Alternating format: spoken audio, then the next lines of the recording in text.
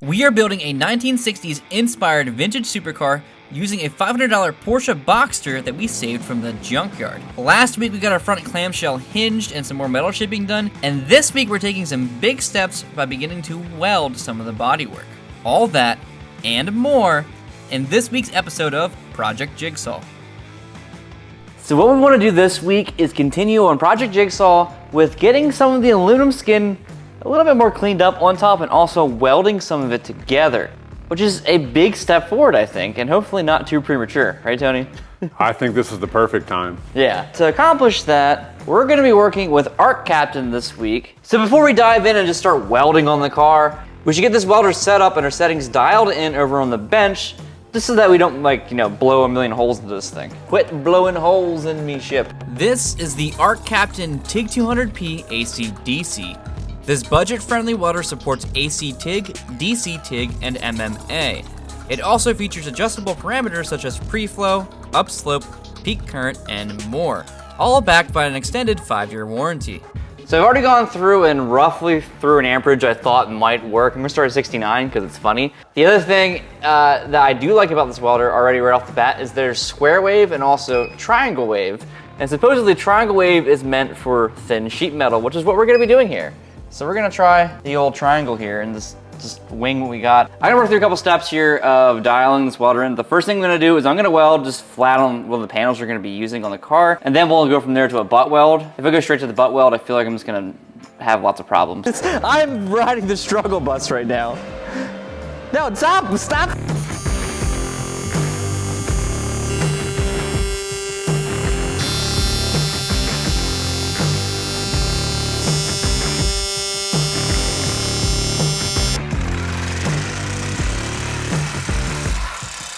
I'm gonna attempt to do a butt weld here, just on the table. Could go well, could not go well. Because we chose a thicker gauge, it welds very nicely.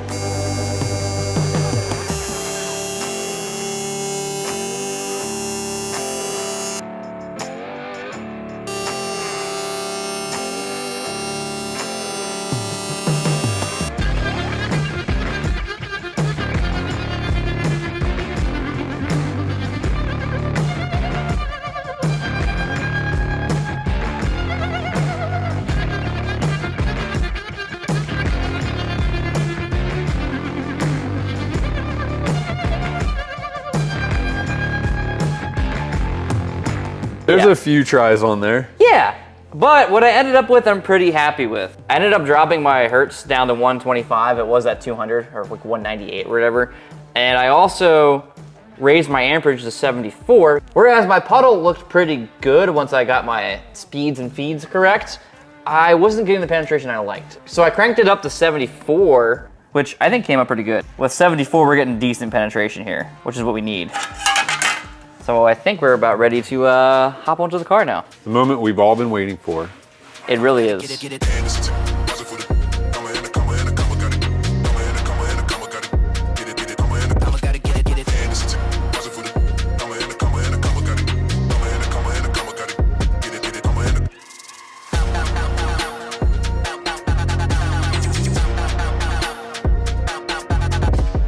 This is a 1977 911 Peru Red that we've done a ton of work to, including a huge suspension overhaul, brake upgrades, a engine swap and performance rebuild with carburetors, and it spent some time on the track and high speed in the desert, and this side shows it. And so we need to fix this so it looks exactly like it did the day before this happened. Minutes before that happened.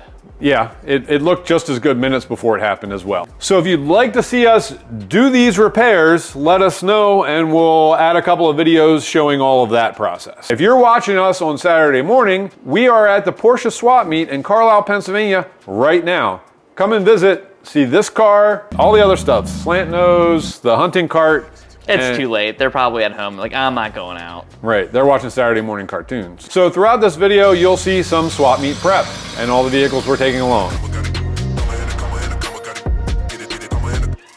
In previous videos, we've talked about how we need to have a little joggle in the panel right here. In our wire form and in the clay model, you'll notice there's a little step right in the front of the nose of the clamshell. We need to add that here before we do any welding Otherwise, we're gonna screw ourselves, and we don't wanna do that.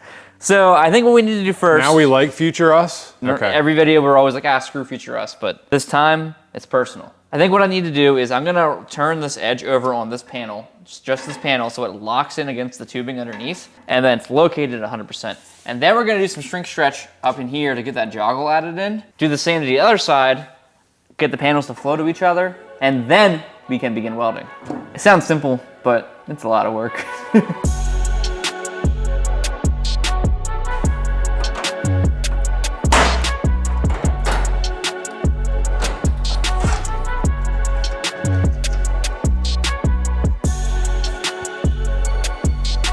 This is where this gets fun. I'm trying to interpret whether or not that was sarcasm or excitement. A little bit of A, a little bit of B. I'm gonna clean up that line so I can see it better, and then we're gonna hope I don't ruin this panel.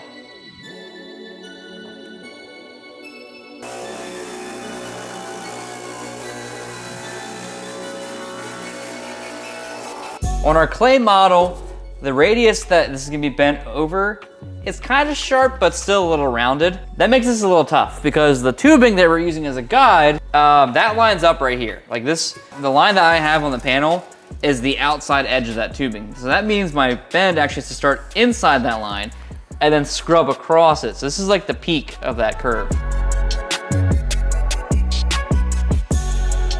Gotta figure out what radius we want. There's so many options. I'm falling over. Right, so this is a 0.875, so it fits between these two. Yeah. And like, yeah, I mean, I'm thinking there's so many options, and you're flowing this and this. Yep. We gotta keep it relatively tight. I just don't want it to feel like a corner. The biggest thing is if it's too sharp, it'll look like a Corvette. Yeah, exactly. And we don't want that. Yep. No. We do not want that. No, this is not a Corvette. Sorry, Corvette fans, but we're not building that's one. not us. At the end of the day, we're gonna have a lot of Porsche inspiration in things we make. Yep. And obviously this thing looks a little bit like a 904, but that's not what we're going for either. You were good on this call, 0.875, I think. All right, we'll do that. Now we gotta figure out how we're gonna do that. Yeah. I have an idea. Okay. Practice piece. That's a great idea, actually.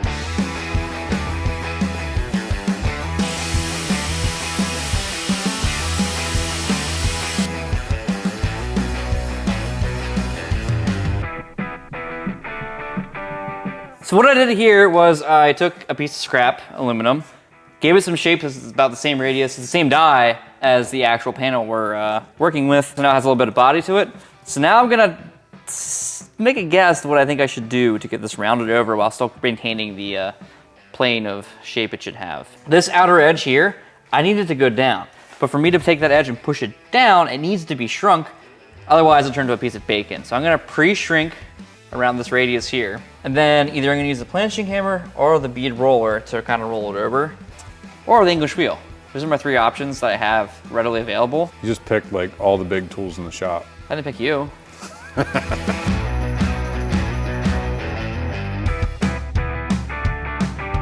Spending all this time making a part we're not even gonna put on the car, Ryan. Clock's ticking. We got a car getting picked up this week. That's a big deal. We got a car show this weekend.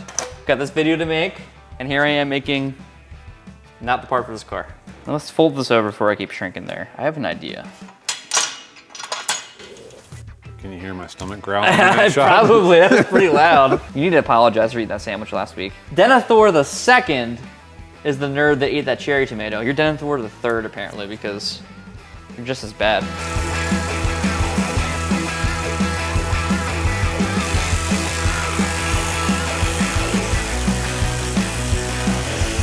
So in the auto body world, if any of you are collision repairmen or work on cars in general for body work, you're probably familiar with what's called off-dolly hammering, which is where you take your dolly, this is the dolly here, behind your panel, and then you hammer around but don't actually contact the dolly.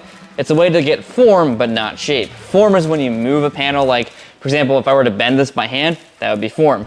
Shape is when you stretch the panel. So my goal here was not to stretch this, but actually put form into it. So what I was doing, when I had it in the planching hammer here, I was tweaking down with heavy pressure and trying to keep the upper anvil from pushing into the lower anvil here. For the most part, I'd say it worked because it seems to be in a straight line still. But I think That might end up working. I didn't make the shape actually match the car. In hindsight, I should have done that. There's no deformation going from the top of the panel into the radius, so that's good. Yeah, I mean, I think the technique's working. So the big thing is now figuring out whether or not this is actually the radius that we want. I think that looked good. It would help if this would have been the same shape.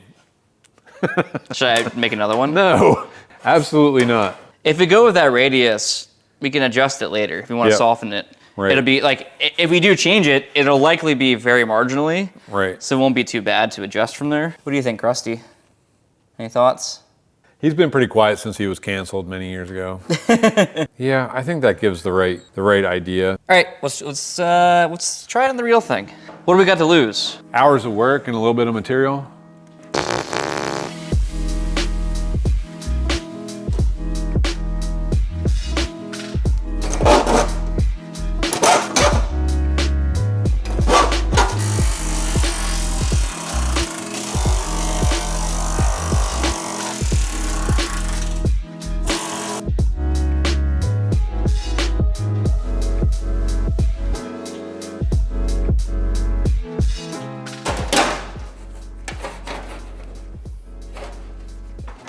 Looks better than I thought it was going to when I walked over here. Yeah, it's hugging the back just nicely.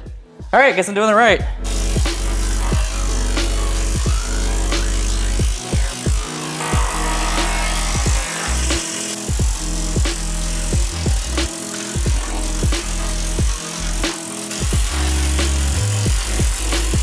Now let's see how it looks. Did I screw the pooch? That's a weird phrase. Don't think too much about it. What does that actually mean? Every day we stray further. We were just talking about our little joggle here and what we wanted to do. And we had an idea. Rather than having like a flat out like line that goes like this, dips down and goes across again, what if instead we change the radius? We go from what it is now and then have it fade to a really sharp radius that runs across the center and then fade back again. It'll probably be closer to our original model. I think it'll also be a little bit more 60s as well because the whole joggle thing, that's a little more modern, I think, than we're going for.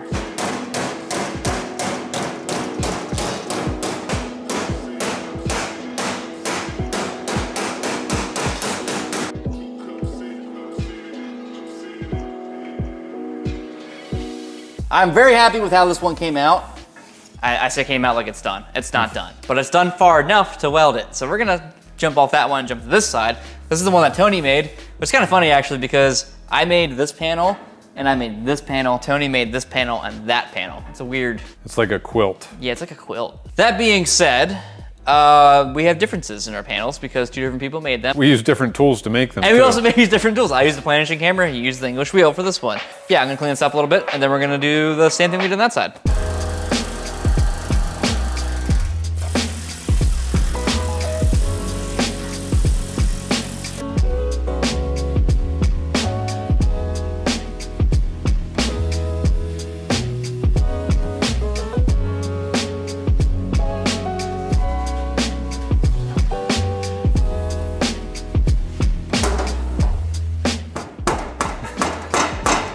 That was unpleasant on my hand. What do we know about hand hammers? They're always on you at all times. Unlike other hammers, we have to go walk across the room and get. Unlike other hammers, you only get one pair for your entire lifetime. I don't know. I've seen many cyborgs. Imagine having a robotic arm on you at all times. Think about the things you could do.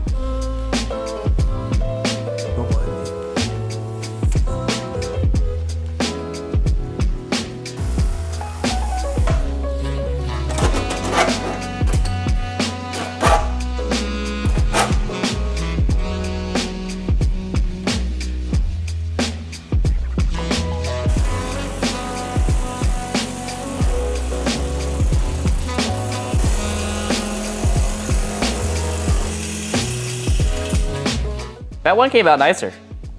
Nice. I loosened the planishing hammer up by going down one notch of pressure so it like didn't touch at all, and then floated it to like force it over for a while, and then did full pressure at the end here to kind of refine it some. And I think it did it a little bit better. Let's get it clamped up here in place and kind of fold the rest over by hand.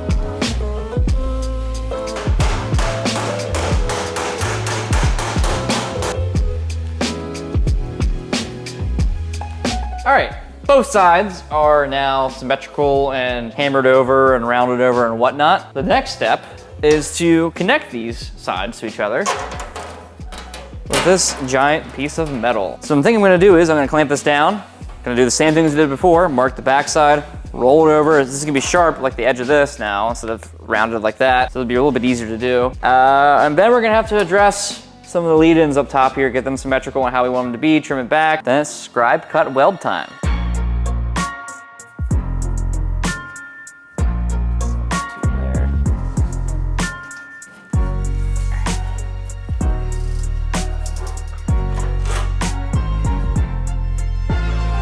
I think this will do nicely, because I can also just refine it off the tube of the car.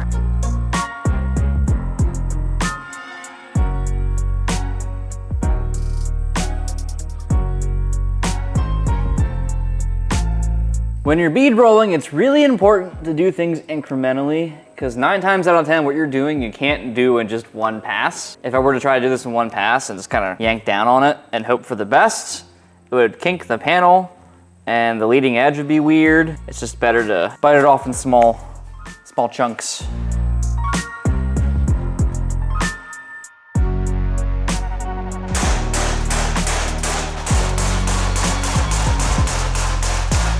I'm not directly smacking like this. Instead, I'm like hitting it at like an angle and sliding it. The goal here, because this is a slapper, is to get as much surface area on the panel as possible and spread out the hits so it's not like dings. I have a couple dings here because of the angle I had it, like I was slapping, like I rotated a little bit and hit the corner of it. Kind of like you're ironing out a shirt almost. That's kind of what I'm doing right now. I'm trying to iron out the shirt into the shape I need it to be.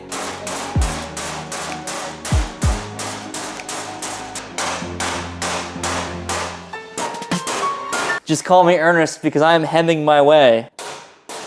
Your dadness is coming in. That was literal. Literarial. Oh, wow.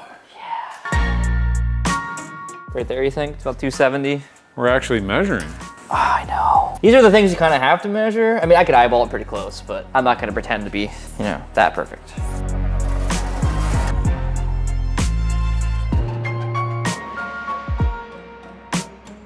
That fits better than I thought it was going to first try. I barely see the seams. All right, so now is the fun part. We have to graft all 3 of these together into one homogeneous piece. Homogeneous. Why are you repeating everything that I say? It's kind of rude. I don't actually know, because I'm processing the words you're using right now. That does it. We have our panels shaped the way that I want them to be, and Tony wants them to be. We're in agreement. What I need to do is get this panel prepped, the edge here, nice and straight and cleaned up, and then we're going to lay it on here. We're gonna use some die chem, and we're gonna scribe our cut, and we're gonna butt weld it together, and hopefully our welding settings that we set up earlier will work. There you go.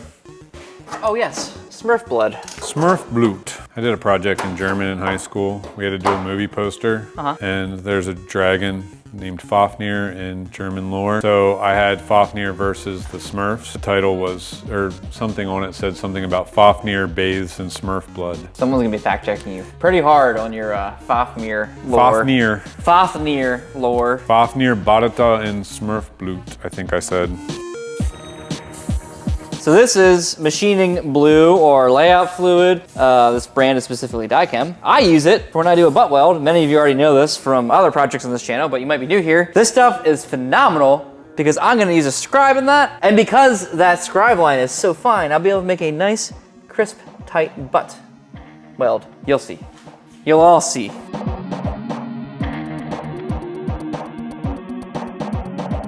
Maybe we should paint the car that color. I knew you were gonna say that.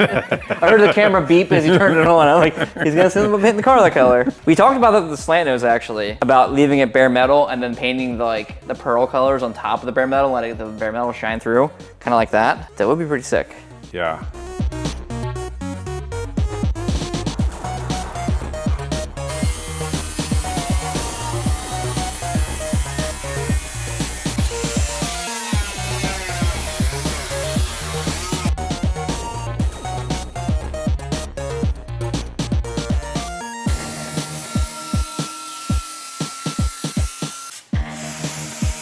La la la la.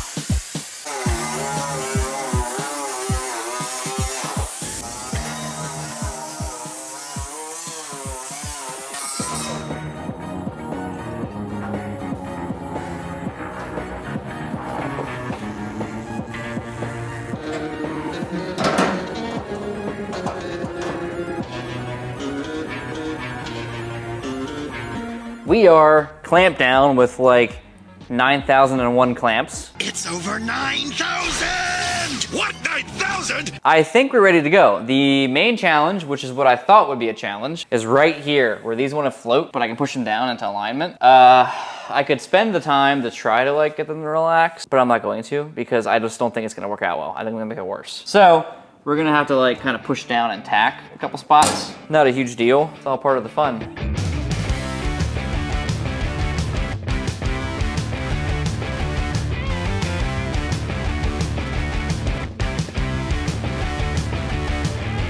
So, I'm going to roll with 74 amps, like I mentioned before. One thing I also really do like about this welder is that the screen is pretty decently large for a budget welder. You can actually see it from across the room. Because earlier we were just talking about my settings and whatnot, I actually looked over to see what amperage I was at because I forgot. 74, look at that. I don't have any upslope or anything set, but you could do that if you wanted to. An upslope like that would make it so I don't blow through immediately when I first strike my arc. However, I'm not too worried about that. So I'm not gonna worry too much about having a long upslope. I think we're ready to go. I already got the welder dialed in on the scrap earlier in the video. Let's get this thing tacked.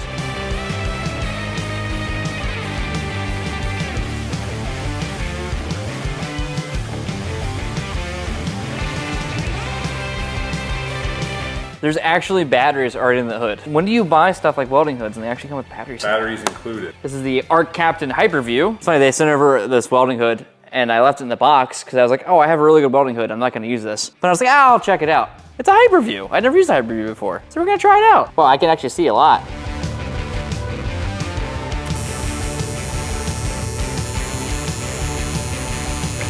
So when you're scribing, cutting, butting, welding, basically what I've been taught and what I see people say often is to trust your cut. I need to trust my scribe line. I know it works out. So if I start at one end and as long as I keep aligning these panels to each other as I go, it'll work itself out in the end. It should end up in the right spot. I scribed it that way. It should end up that way. But if I were to like go from here to here and push this down and tack that, you'll notice that in the center here, it's still floating a bit. So what we know about lines and things is that there's more material here if it's like bulging up. If I try to push it all down, it's gonna get all baggy and warpy and stuff when I weld it, so.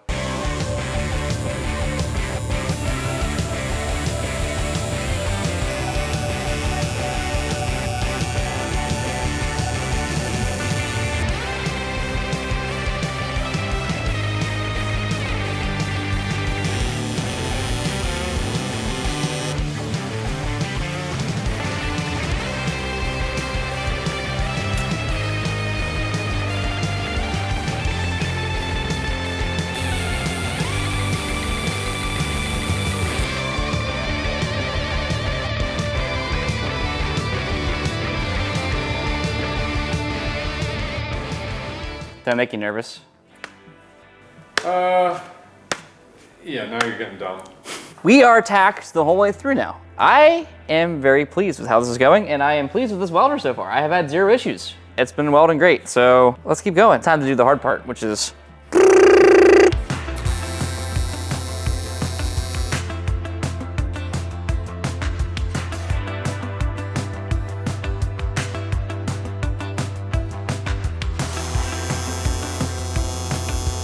holy cow. Look at that. Some of you are watching this going, that's not the best aluminum weld I've ever seen, and you're correct. However, for me, that is very good. This thing, it's nice because I can weld and also look left and right to make sure he's not messing with me. All right, let's do it all again.